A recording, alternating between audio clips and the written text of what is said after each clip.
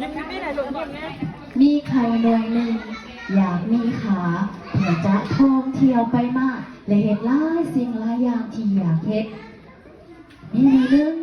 ใครอยากมีขาได้กิ้งตรงไปทั้งท่าและไปพอกับทุ่งหญ้าแห่งหนึ่งจะมีหูงัวกำลังกินหญ้าอยู่นั้นใครก็ได้บอกกับงัวว่าวัวเอ้ยข้าเจ้าคือหลายข้าแบ่งข้าคอยแน่ได้บ่บ่ได้แบ่งข้าเจ้าบ่ได้หรอกขอจงมีสิข้าแบ่งข้าเจ้าบ่ได้หรอก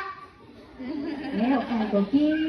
ตัวไปแล้วไปพอกับแมงมุมกำลังเท้าย่าอยู่นั้นแล้วบอกแกเป็นมุมว่า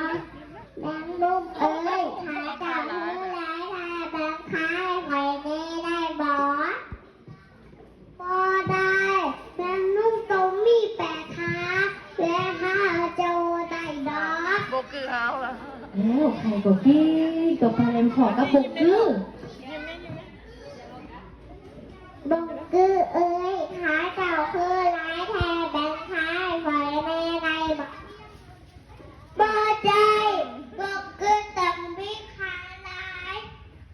เอาไว้นำนักคอยเองแบ่งขาให้เจ้าบ่ใจเจ้าแล้วใครก็กิ้งตัวไปแล้วพอกับงูอุ๊ย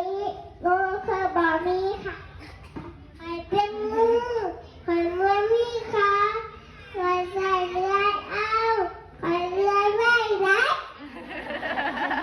วใครก็กิ้งตัวไปแล้วไปพอกับป้าแล้วบอกกับป้าว่าป้าเอ้ยแบ่งขายหอยแน่บ่ได้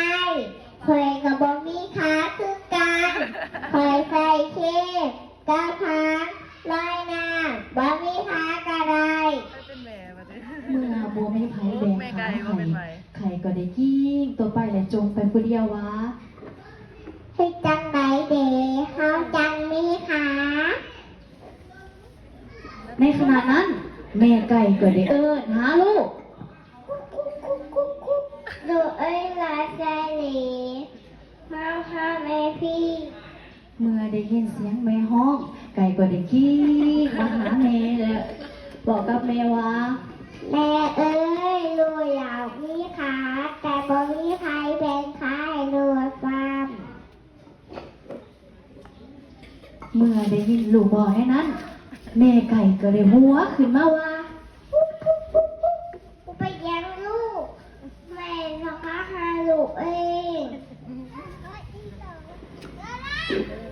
ก็แม่